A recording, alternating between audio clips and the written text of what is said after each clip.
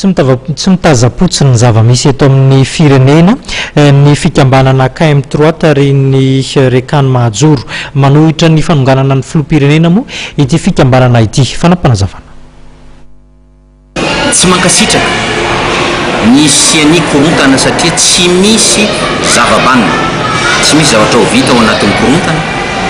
fa ao anatiny fahatoniana na atao hoe stabilité no ahafahantsika mandroso ka raha manontany ianao hoe ahoana ny position nareo KM3 ny toerana misy anareo manoloana zao raharam-pirenena zao dia zay dia milaza aminareo fa tsy mankasitraka ny zavatra ataony androm-panjakana mpanao lalàna nataony député zany ny tiako tenena ka etoanao zany dia milaza hoe io filoham-pirenenantsika iny